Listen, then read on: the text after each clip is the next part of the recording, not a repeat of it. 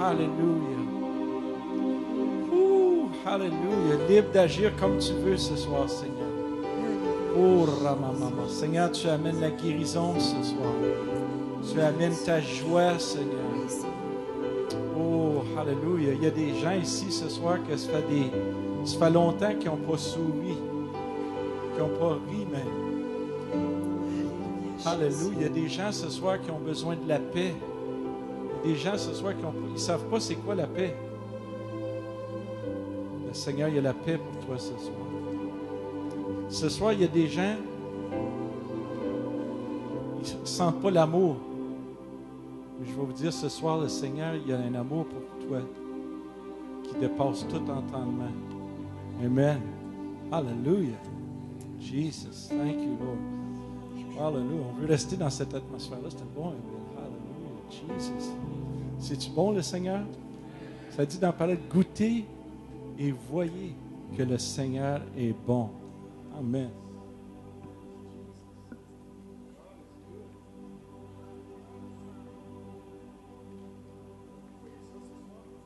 Amen. Hein, vous croyez ça?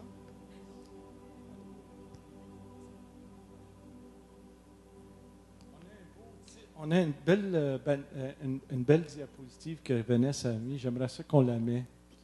Vous allez voir le titre. Touché par sa lumière. La lumière ce soir. Alléluia. Merci, Abel. Merci. Alléluia. Alléluia. Merci, Seigneur. Merci, Seigneur, ce soir. Alléluia. Oh, Jésus. J'aime la prière du pasteur. Seigneur, rends ma langue habile comme la plume d'un écrivain, d'un habile écrivain. Des fois, on a besoin de plus que juste nos paroles humaines. Ce soir, je veux vous enlever les yeux sur Jean et Diane, puis vous pensez comme si Jésus était dans la pièce, puis vous parlez personnellement. Je sais que c'est difficile quand c'est pas lui. Mais si on a été touché par la lumière, on n'est plus les mêmes. Hein, il y a Paul qui disait, ce n'est plus moi qui prie, mais c'est Christ qui prie en moi. Ce n'est plus moi qui chante, c'est Christ qui chante en moi. Ce n'est plus moi qui loue, mais c'est Christ qui loue en moi. Amen. Donc, Jean écrivait, si tu as des oreilles, puis Jésus, si tu as des oreilles pour entendre ce que l'Esprit dit ce soir, tu es béni. Tu es heureux. Béni ceux qui entendent la parole. J'ai quelques déclarations, puis ensuite je vais laisser Diane partager ce qu'elle a sur son cœur. L'Esprit qui a ressuscité Jésus des morts habite en moi. L'Esprit qui a ressuscité Jésus des morts habite en vous. Est-ce que vous croyez cela ce soir? Si vous croyez ce soir cela, vous ne serez plus jamais les mêmes. Moi, je ne veux pas être le même que quand je suis rentré ce soir. Puis quand je préparais ça, c'est venu, j'avais des choses dans la tête. Quand tu prépares, tu as bien des choses dans la tête. Puis hier soir, ça a commencé à... J'ai juste commencé à écrire ce qui me venait dans l'idée. Donc, ça peut sembler un peu décousu, mais je sens c'est qu'est-ce que Dieu me mettait dans mon cœur de dire. Puis j'écoutais un message en même temps. Il y a pas tout vient de Jean, là. Il y a du stuff qui vient de Bill Johnson, juste pour que vous sachiez. Mais je crois vraiment que c'est l'Esprit de Dieu qui nous parle, parce que c'est dans le même mouvement qu'on veut la présence de Dieu, on veut la guérison, on va parler de la guérison. Il n'y a pas une personne dans cette salle qui va quitter sans être guéri ce soir. Donc, l'Esprit qui a ressuscité Jésus, il habite en moi, il habite en vous, il habite en nous, afin d'amener la vie. Peu importe où que j'aille, peu importe où que vous alliez, l'Esprit de Dieu habite toujours en nous. Donc, peu importe où qu'on va se retrouver, on va amener la vie où est-ce qu'on va se retrouver. Amen? Seigneur est bon. Peu importe. Si je crois que Seigneur, l'Esprit de Dieu vient en moi, c'est le même Esprit que peu importe où je vais, l'Esprit de Dieu est avec moi, puis il veut agir. Si tu as été touché par sa lumière ce soir, peu importe où ce que tu vas, la lumière brille à travers de toi. Ouh, Jesus! Peu importe où ce que c'est. On dit, dans la parole, ça dit, qu'on doit mourir. Hein? Mourir à soi, donner notre vie pour les autres. OK? Puis, cette déclaration-là, c'est pas faux comme tel, mais c'est pas toute la révélation de Dieu. Dieu veut pas, il n'est pas intéressé à notre sacrifice de mort. Jésus est mort sur la croix pour nous. On n'a pas besoin de mourir une deuxième fois. Mais la parole dit ceci.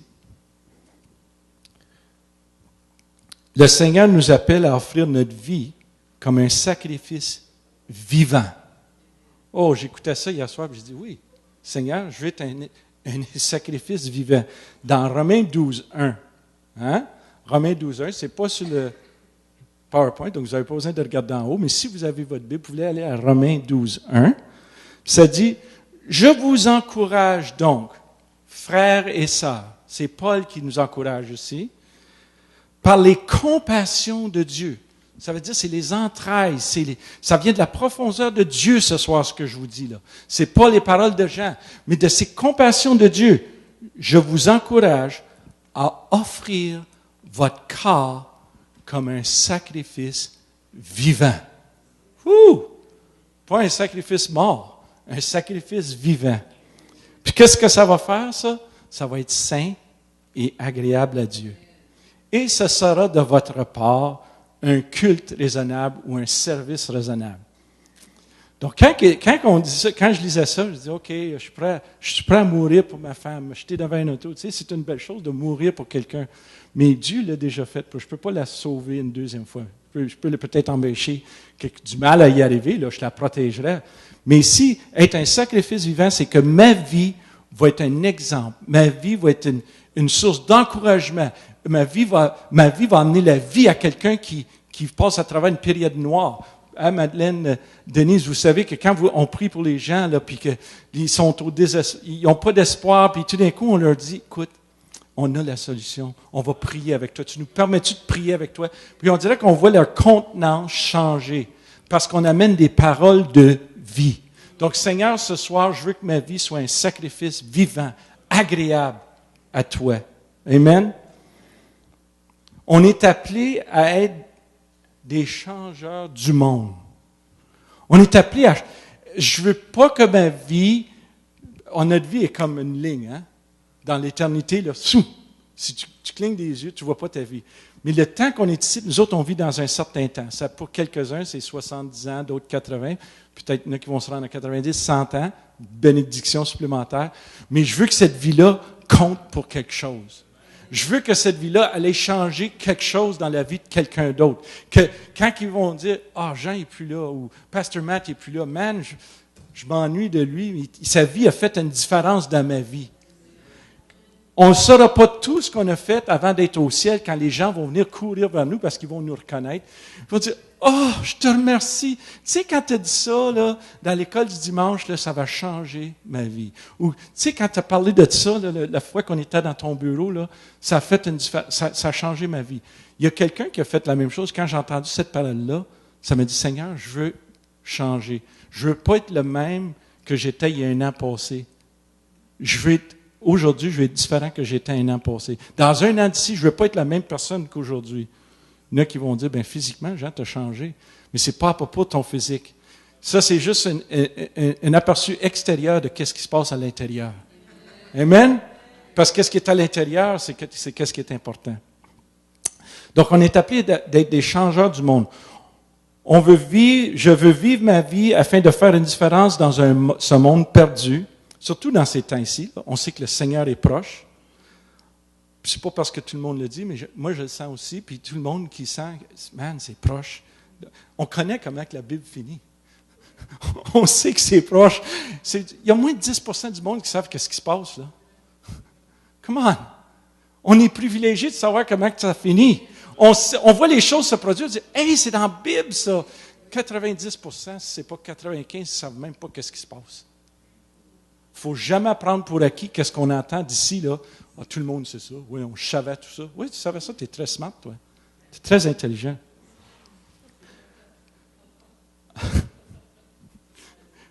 Ma vie, afin de faire une différence... J'essayais pas d'être drôle. Afin de faire une différence dans ce monde, par dire, en marchant comme Jésus a marché, en parlant comme Jésus a parlé, puis en agissant comme Jésus agissait. Amen. Je veux faire ce que Jésus faisait. C'est lui mon exemple, c'est lui mon maître, c'est lui que je veux imiter. Parce que tout ce que Jésus faisait, c'est qu'est-ce que le Père faisait. Il ne faisait pas plus, pas moins. Je veux amener la vie, la joie, la paix et l'amour de Dieu, peu importe où je me trouve. Ah oui, Jean, je veux la vie. Mais quelle vie? La vie, je ne parle pas ici de la bonne vie, là. Tu sais, faire la bonne vie, puis tu sais, j'ai une bonne vie, moi. Tu sais, je ne parle pas de cette vie-là. Moi, je parle de la vie que Dieu donne. La vie que Jésus dit, je suis venu donner la vie, puis la vie en abondance. Il y en a qui vivent, là, puis pensent qu'ils vivent, là. I got it made. Moi, je vis bien, là. Je ne parle pas de bien vivre, je parle de la vie en abondance. Puis en anglais, j'aime le terme qu'ils utilisent, more abundantly. Puis si tu traduis ça littéralement en français, c'est plus qu'abondant. Ou plus qu'abondant. Bien, comment tu peux être abondant puis être plus qu'abondant? Ça veut dire que tu remplis le verre puis il déborde continuellement. Ça veut dire que mon verre, il déborde continuellement. Ben oui, mais ça, c'est pas égoïste. C'est pas égoïste, ça. Égoïste, c'est dire, hey, wow, arrête, là, je n'ai assez pour moi. Là. Non, elle déborde pour quand que je passe à côté de quelqu'un, ça va déborder sur lui. Je ne veux pas être une personne égoïste. Donc, pour être débordant comme ça, c'est là qu'il faut vivre dans la présence de Dieu.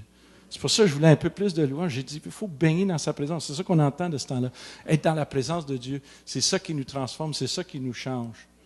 C'est pas juste connaître les principes de la Bible. N'importe qui peut prendre les principes de la Bible et les appliquer dans la vie. On a des exemples de ça dans le monde. Il y a des hommes très réussis qui ont pris les principes de la Bible, les ont appliqués au point de vue finance, puis sont très successful. Ils ont réussi très bien. Mais est-ce que leur âme est sauvée? Je ne sais pas. C'est Dieu qui sait. Je ne les juge pas, là. Je fais juste dire, c'est possible d'avoir tous les principes bibliques puis manquer le bateau. C'est pas juste d'avoir les principes bibliques, c'est d'avoir sa présence qui nous transforme de l'intérieur à l'extérieur. Amen? Donc, je veux une vie abondante que Jésus nous donne. La deuxième chose, c'est la joie. Pas Madeleine la joie. La joie. OK? Je ne parle pas de la joie pour rire sans contrôle là, pendant 5-10 minutes à un service, puis le Saint-Esprit est là, j'ai ri. Puis tu sais, ça c'est une certaine joie, OK? Dans une soirée, mais je veux dire, je me relis là, avant de le dire, parce que des fois j'écris mal, j'écris comme je pense. Mais ce que je veux dire, c'est d'être capable d'aller chercher la joie quand on a besoin. Quand tu passes à travers d'une situation difficile. Seigneur, j'ai la victoire. Je me rappelle que Creflo Dollar, il était dans une situation très pénible.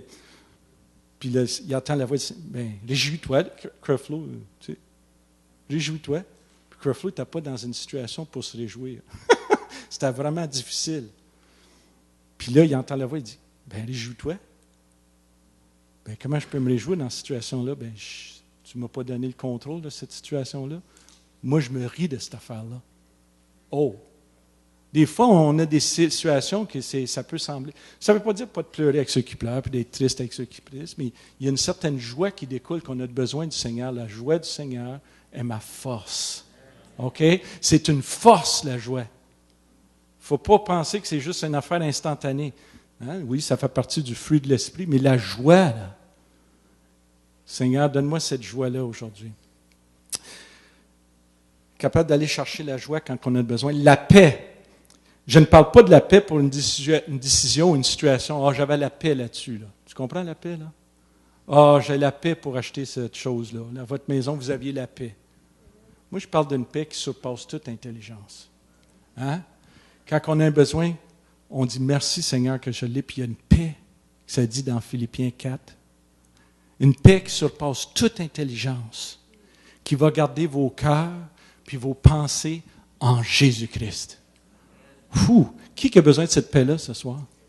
Avec tout ce qui se passe dans le monde, il y a du monde là, qui panique. Là.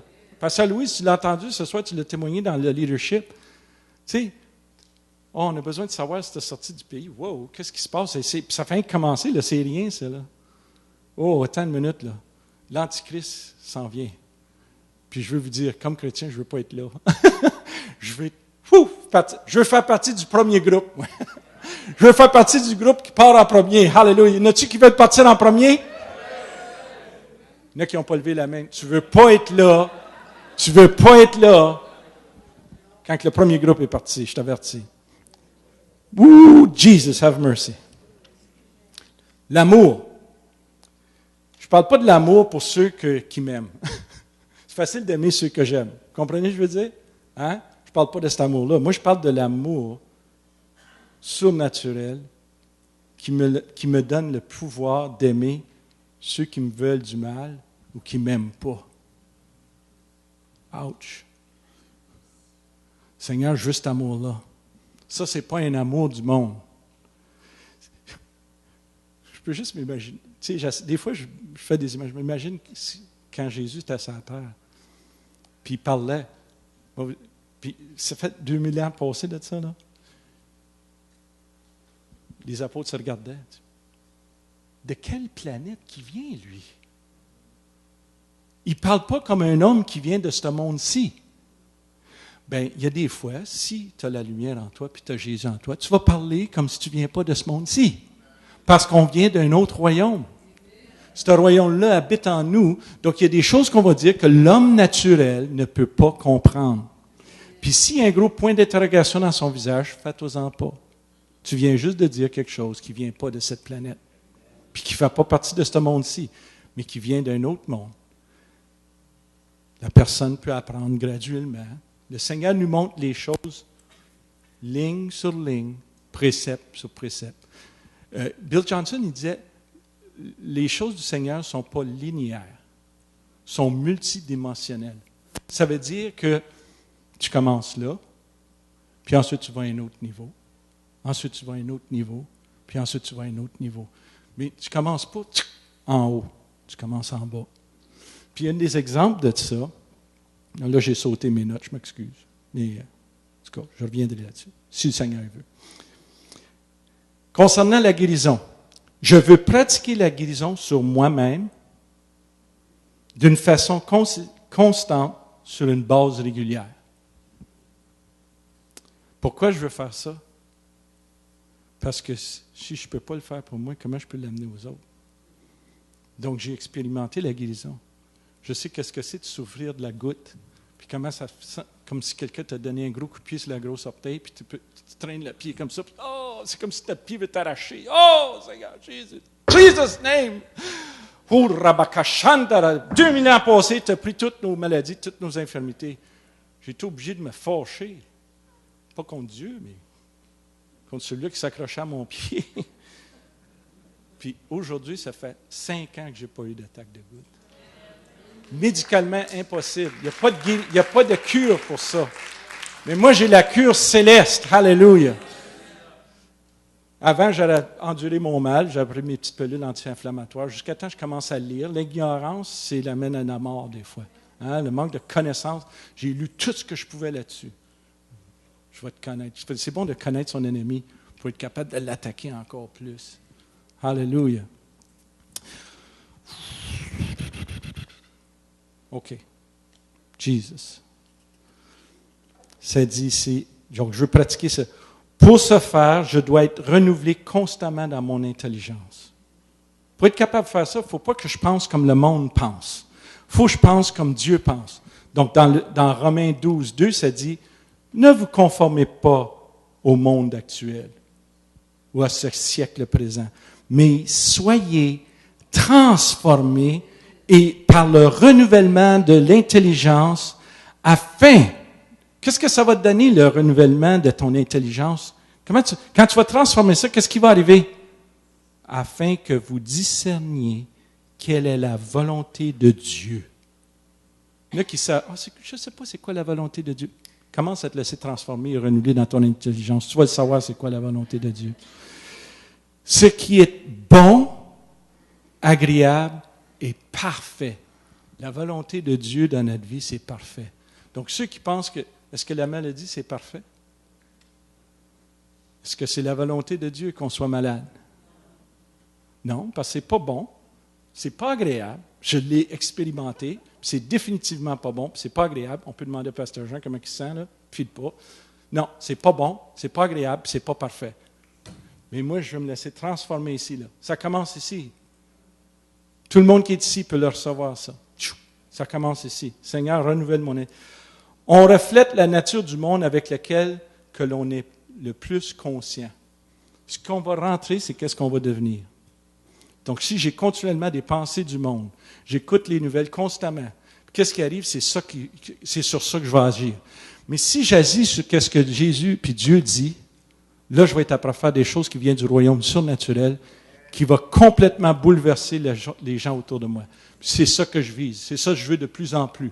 Est-ce que je suis arrivé à la perfection? Non, mais je cours pour atteindre le but. Je cours pour atteindre la perfection de Dieu, parce que c'est parfait. Alléluia. Apprenez à faire du ministère envers soi-même. Apprendre à faire du ministère envers soi-même. Apprenez à faire du ministère envers vous-même. Tu peux te pratiquer devant le miroir, faire des déclarations. Tu déclares devant le miroir, puis là, tu les déclares sur quelqu'un d'autre. Ça peut être des paroles prophétiques qui sortent de ta bouche, n'importe quoi. La guérison est notre droit de naissance. Wouh! Jesus! Ça, c'est un renouvellement. Là. Tu vois, je dis des choses, puis des gens disent, ben voyons, c'est mon droit de naissance, la guérison. Je suis malade comme un chien, puis j'ai de la misère à me traîner, puis tu me dis que la guérison, c'est mon droit de naissance. Ben où est-ce qu'elle est, ma naissance? Là? Ça dit, ceux qui persévéreront seront sauvés. Alléluia. Des fois, il faut que tu viennes violent. C'est les violents qui s'emparent du royaume de Dieu.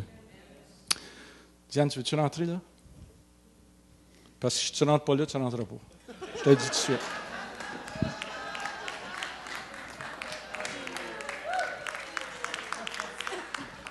En plus, il m'a volé un verset. C'est pas grave. On va le reprendre, c'est tout. On était sur la même longueur d'onde, sans savoir. Il écoutait du Bill Johnson. Puis moi, j'ai écouté une émission de It's Supernatural. Puis c'était Bill Johnson qui était dessus. Puis ça m'a vraiment interpellé ce qu'il a dit. Dans Matthieu 6, 9 à 10, ça dit « Voici donc comment vous devez prier. Notre Père céleste », là c'est la version Louis II, là c'est un peu différent, second 21, je veux dire, « Que la sainteté de ton nom soit respectée, que ton règne vienne, que ta volonté soit faite sur la terre comme au ciel. » Puis Bill Johnson disait que ça lui a été révélé d'une façon spéciale. C'est qu'il disait, ce qu'il a compris finalement, c'est qu'il fallait qu'il vive plus comme s'il était dans le ciel qu'étant sur la terre. Puis la façon de faire ça, c'est de se rapprocher de Dieu, d'avoir une communion avec Dieu. Puis là, je l'écoutais parler, puis je me disais, wow! Ça m'a ramené, moi, à Romains 12, 2, ce que Jean a lu tout à l'heure.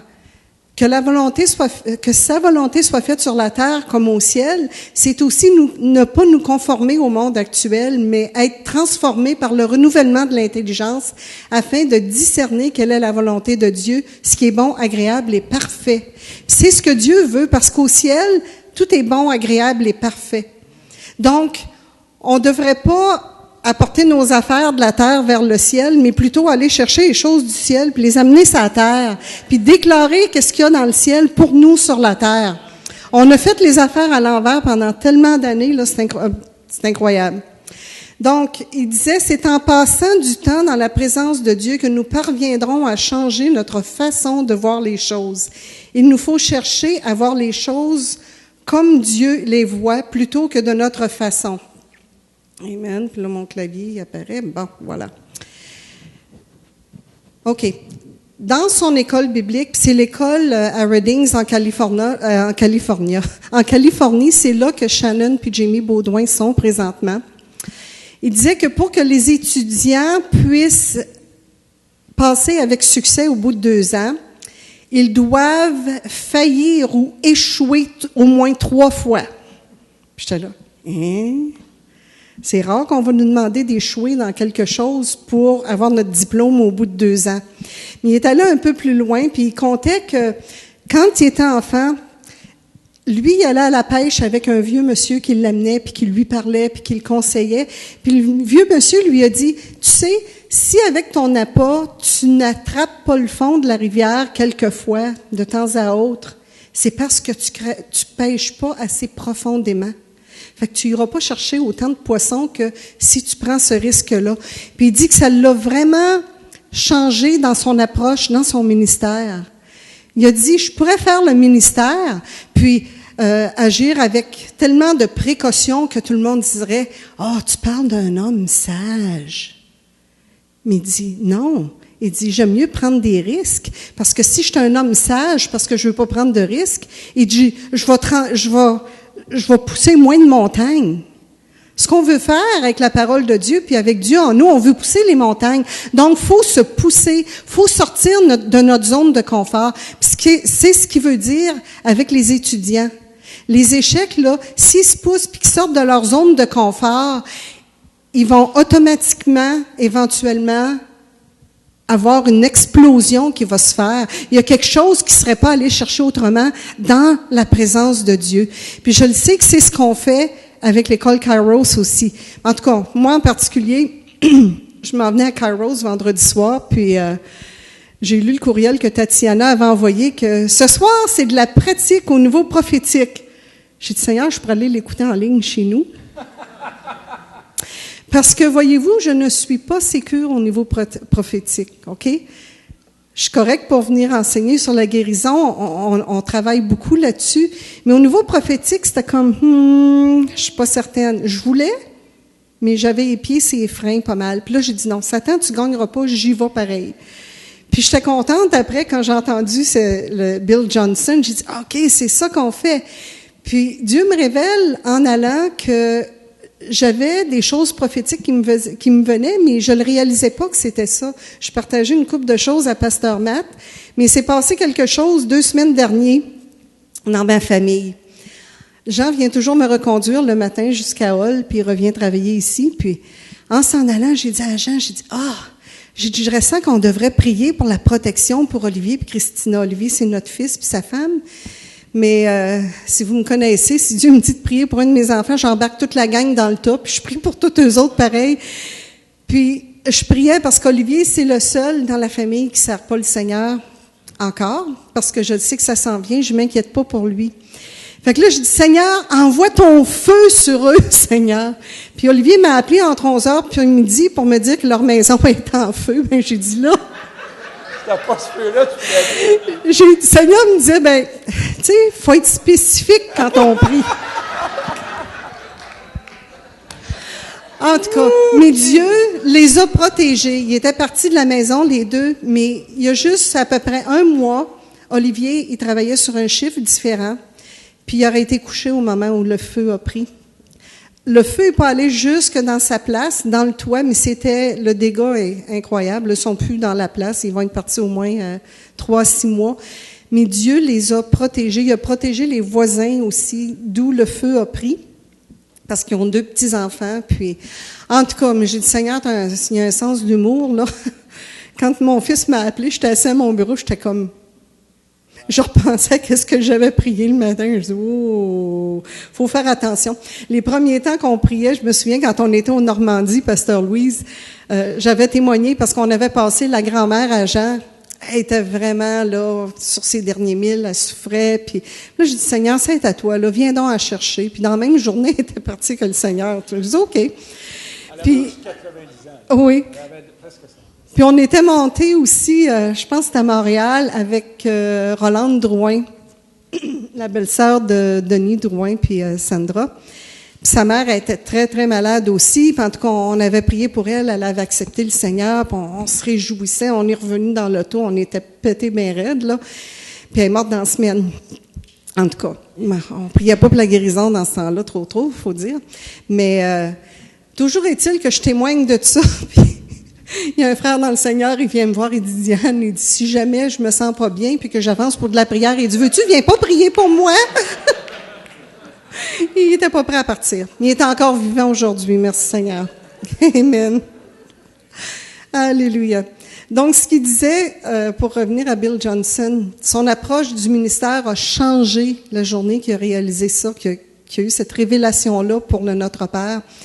Puis il dit, je dois vivre en prenant des risques au point que quelquefois je ne réussisse pas. Donc, il faut pas avoir peur. Puis pour des perfectionnistes comme moi, là, c'est difficile de faire des choses parce que moi, j'étais plutôt sur le côté, je me range, puis ce que je sais faire, je vais le faire, mais si je suis pas certaine, ça me demande un effort.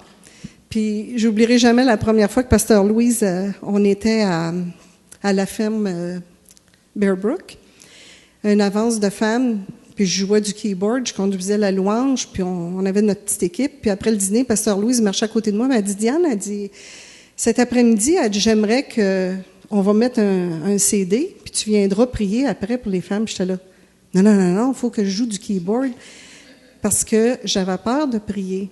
OK? Parce que j'avais cru le mensonge de l'ennemi qui me disait, si toi tu pries pour les gens qui ne sont pas guéris, t'es mieux de laisser les autres aller prier pour eux autres, parce que tu les prives d'une bénédiction. Puis j'ai cru ça pendant plusieurs années. Mais Pasteur Louise, je pense qu'elle avait perçu cette chose-là. Puis on avait été pasteur pendant 3 ans et demi, mais je me suis fait démolir par une parole que j'ai acceptée dans mon cœur. Puis quand on accepte une mauvaise parole dirigée vers nous autres, ça devient comme une malédiction, un sortilège sur nous. Il fallait que ça soit brisé, puis ça m'a pris du temps là, à foncer à travers. Fait que Pasteur Louise, elle me dit, fais juste me suivre, viens prier avec moi. Tu n'as pas besoin de parler, fais juste mettre ta main. Puis c'est comme ça que j'ai commencé petit à petit à prier sur les gens. Donc, faut prendre des risques. Parce que vous savez, Dieu appelle pas juste l'équipe pastorale, il appelle tout le monde à prier sur les malades. Il appelle tout le monde. On peut être dans différentes mesures des fois, dans la mesure où on va faire le pas puis on va prendre un risque. Puis vendredi soir, j'ai pris un risque dans la classe prophétique. Il y a une couple de choses que Dieu m'a montrées, puis je me dis, Seigneur, je prends le risque. Si je me trompe, je vais me faire reprendre.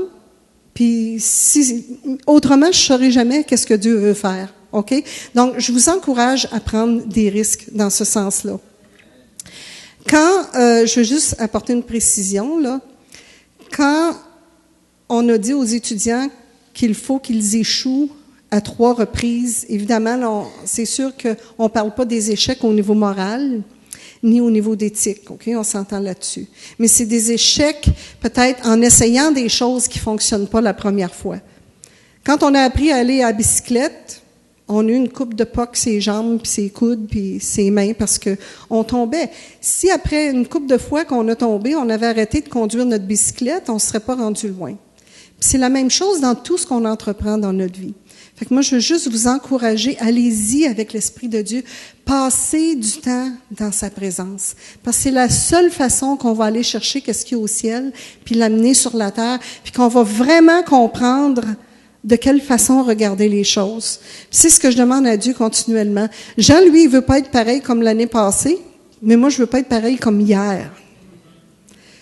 Puis Jonathan, ça me frappait, je l'ai entendu parler un peu, toi tu l'as dit, je l'ai entendu de Jesse Duplantis aussi, il disait, moi là, j'aime pas payer des intérêts. Il dit, vous savez, quand vous devez de l'argent à la banque, là, il dit, moi je veux pas payer de l'intérêt parce que c'est pas à tous les mois qu'il vous en charge. Il vous en charge, là, c'est cumulé à tous les jours. Moi, je veux avoir la présence de Dieu, je veux changer à tous les jours aussi. Pas une fois par mois, pas une fois par semaine, pas une fois par année. Donc, de plus en plus, je fonce, je perce, je veux me rapprocher de Dieu. De plus en plus. Puis, je prie que ce soit le désir de votre cœur également. Amen. Je vais juste vérifier, faire ça, j'ai rien manqué. Donc, si nous ne changeons pas notre façon de voir les choses, nous continuerons à supplier Dieu de prendre soin du problème au lieu de nous servir de l'autorité qu'il nous a déléguée, OK, afin de le représenter et de régler le problème à sa place. OK? Si je prête mon auto à mon fils pour aller ramasser des choses au magasin pour moi, là, je voudrais pas qu'il se retourne puis qu'il dise « Maman, tu veux-tu aller chercher ça au magasin? » C'est parce que, regarde, je t'ai laissé me prendre mon auto pour y aller. Vas-y. Puis c'est ça. Dieu a payé le prix à travers Jésus pour qu'on puisse faire ses œuvres sur la terre. Jésus nous appelle à faire ses œuvres, les mêmes choses qu'il a faites. Il nous a donné le même esprit qu'il l'a ressuscité, qui est en nous, comme Jean disait tout à l'heure. Donc, servons-nous-en. Faisons quelque chose avec. Au lieu de s'asseoir sur nos lauriers puis rien faire, prenons des risques. Prenons des risques. Puis, quand vous êtes malade la prochaine fois, là, prenez autorité vous-même sur votre propre corps. Allez pas voir Dieu puis dire « Dieu, guéris-moi ». Il l'a déjà fait. Il vous a donné les outils, il vous a donné son esprit. Fâchez-vous une sainte colère avec l'esprit de Dieu puis dites « Satan, dans le nom de Jésus, sac ton camp. » Va-t'en, c'est pas assez poli. C'est sac ton camp. Je m'excuse pour la Suisse, mais c'est ça. Ça fait plus d'effet, me semble. Amen. Donc, soyez bénis. Je repasse à mon mari. Amen. Hallelujah. Non, c'est une petite boule de feu, là. Sirop de batch. Wouh, Jesus. J'aime la petite boule. On s'éloigne de la grosse boule. De toute façon, comme j'ai dit l'autre fois, je la laisse chez nous, elle. Dieu veut nous amener du naturel à vivre du royaume surnaturel, mais il nous amène par étapes. Puis je parlais de ligne par ligne, précepte par précepte. Puis un exemple de ça, c'est, le Seigneur nous a laissé l'Ancien Testament, puis le Nouveau Testament. Dans l'Ancien Testament, je vais prendre un exemple. L'exemple de Job. Tout le monde connaît l'exemple? Ben, c'est pas l'exemple de Job. Ça a été un peu plus tard. J'ai sauté. C'est pas Job. L'exemple de l'Ancien Testament, c'est quand on touchait un lépreux, tu devenais impur. Hein? Ça, c'est la révélation du principe de la puissance du péché. Ça, c'est l'Ancien Testament. Vous entendez ce que je dis? Quand tu touchais un lépreux, là, tu devenais impur. Puis là, il fallait te mettre de côté. Ça, c'est le principe de la puissance du péché. Dans le Nouveau Testament, je parle de chrétiens nés nouveaux, là. Si tu touches un lépreux, il va devenir pur. Tu vois-tu la différence, là? Comment le Seigneur nous enseigne? Il y avait l'Ancien Testament qui était là pour une raison, mais dans le Nouveau Testament, c'est complètement bouleversé. Tu touches un lépreux, il devient pur. Regarde bien ça. Dieu t'a appelé à guérir les malades, ressusciter les morts, chasser les démons, puis purifier les lépreux. Dans cet ordre-là, ou n'importe quel ordre. Guéris les malades, ressuscite les morts, chasse les démons, puis purifie les lépreux. Oui, mais je ne sais pas si je devrais me marier ou pas me marier. Bien, fais-toi une idée. Dieu s'en fout si tu te maries ou pas. Mais il y a une chose qui est certaine. Il veut que tu guéris les malades. Il veut que tu ressuscites les morts. Il veut que tu chasses les démons, puis tu purifies les lépreux. OK. I got that. Mais là, je ne sais pas si je devrais devenir missionnaire ou si je devrais étudier à l'université pour devenir un avocat. Dieu s'en fout. Tout ce qu'il veut que quand tu vas avoir pris ta décision, il va te bénir dans ta décision, mais il veut que tu chasses les démons. Il veut que tu guéris les malades. Il veut que tu ressuscites les morts, puis tu purifies les lépreux.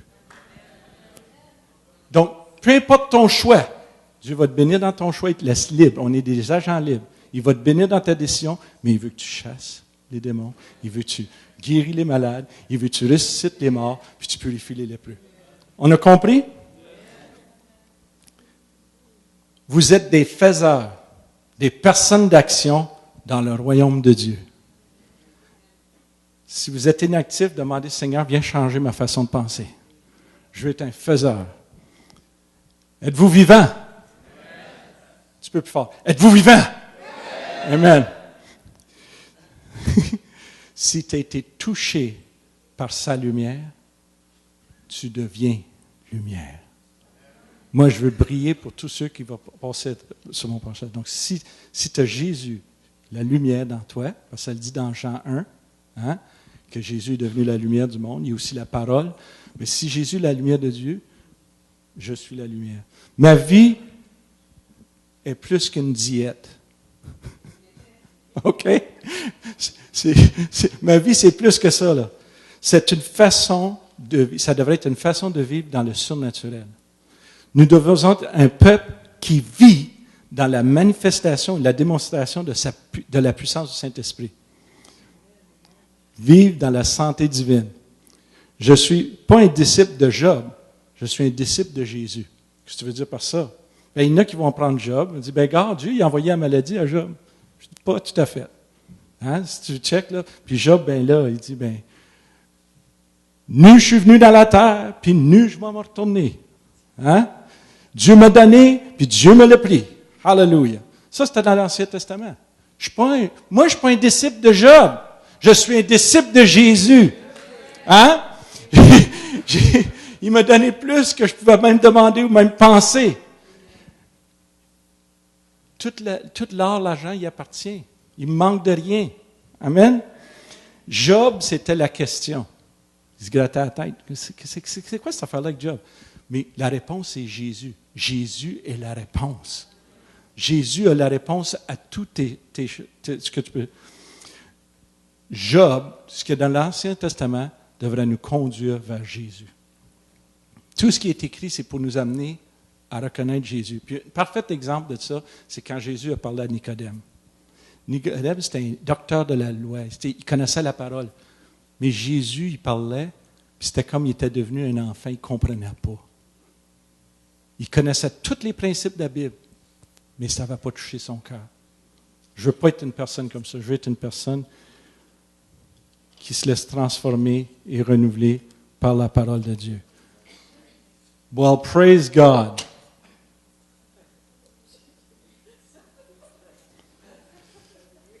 J'ai pas tourné après 5 pages. On reviendra ça une autre fois. Je voulais faire ça, pas rien de manquer. Lord, you're good. Le Seigneur, es-tu bon? Donc, j'hésite de demander, mais y en a-t-il qui sont malades ici? Personne? Praise God! Il n'y a personne de malade ici ce soir. Hallelujah, Jesus. Est-ce qu'il y a des malades ici ce soir? Est-ce qu'il y a des malades à la maison? Bien, moi, c'était ma prière. J'ai dit, jusqu'à un jour, il y a du monde qui me pointe. Si la personne ne se sent pas bien dans son corps, qu'elle vienne en avant immédiatement, puis quelqu'un va prier pour toi. Come on. OK. Je ne vous tirerai pas par le nez. Ah, Louise, viens. Annick, viens. J'ai une révélation pour vous ce soir. Jésus veut vous avoir bien, guéri, saint, purifié. Hallelujah. Tu reçois ça ce soir? Hallelujah. Jesus. Pastor Dennis, would you pray on her? Pastor Denise, would you pray on her? Peu importe ce que tu veux, tu as demandé au Seigneur, Dieu te l'accorde ce soir. Dieu, c'est un Dieu de promesses. Hallelujah. Hallelujah. Seigneur, je te remercie ce soir. Y en a-t-il d'autres qui ont besoin d'être guéris ce soir? Peu importe ce que vous avez. Même si les médecins ont dit que c'est impossible, il n'y a pas de cure pour ça, tu es poigné avec ça pour le restant de tes jours. Tu n'auras jamais. Moi, ils m'ont dit que tu ne peux pas descendre ton cholestérol sans pilule. Bien, le médecin a filé dans sa tête et a dit, je ne comprends pas, mais ce que tu fais, continue à le faire. Hallelujah. Merci, Seigneur. Hallelujah. Il faut faire une demande sur la parole de Dieu. Pendant qu'il prie, je continue à enseigner. L'exemple de ça, c'est quand Marie, aux noces de Cana. Vous vous rappelez la noce de Cana? Ils ont manqué de vin. Marie a été à Jésus, elle a dit, tu peux-tu faire quelque chose, Jésus? Puis Jésus, il a dit, femme, pourquoi tu viens me demander ça? C'est pas mon temps encore. En d'autres mots, Jésus sentait que c'était pas le temps que son ministère commence encore. Comprenez-vous ça, là? C'est pas son temps. Mais regarde ce qu'il a dit, qu'est-ce que Marie a dit tout de suite après. Vous le lirez pour vous-même dans Jean, dans Jean 2, verset 1 à 5. Marie a dit, aussitôt que Jésus a dit, c'est pas mon temps, qu'est-ce que Marie a dit? Faites tout ce que Jésus vous dit de faire. Sais-tu qu'est-ce qui est arrivé à ce moment-là? Jésus t'a toujours à faire ce que le Père disait. Puis c'est comme si le Père il a fait un clin d'œil à Jésus. OK? Ça, c'est l'interprétation de Jean de la Duranté. Là.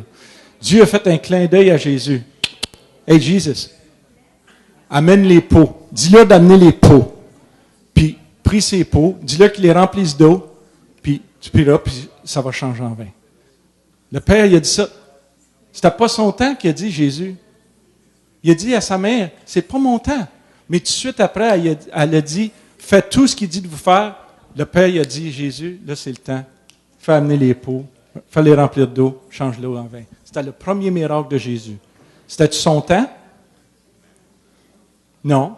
Mais le Père, il a dit, do it. Puis il l'a fait. Comprenez-vous, je veux dire, la femme avec la perte de sang. Est-ce que Jésus s'en allait pour guérir la femme avec la perte de sang? Non, il était en chemin. Le chef de la synagogue s'en venait vers Jésus. Il dit, Jésus, si tu viens puis tu pries pour ma fille, elle va vivre.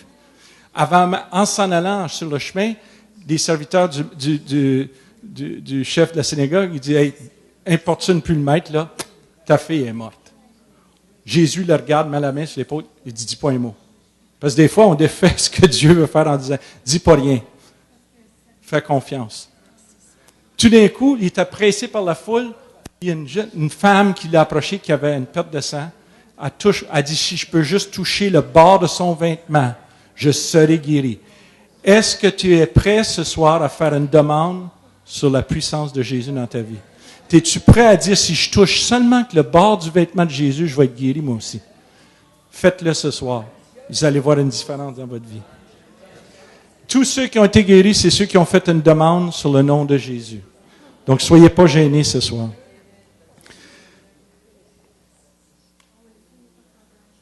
Si tu es touché par sa lumière, tu deviens lumière.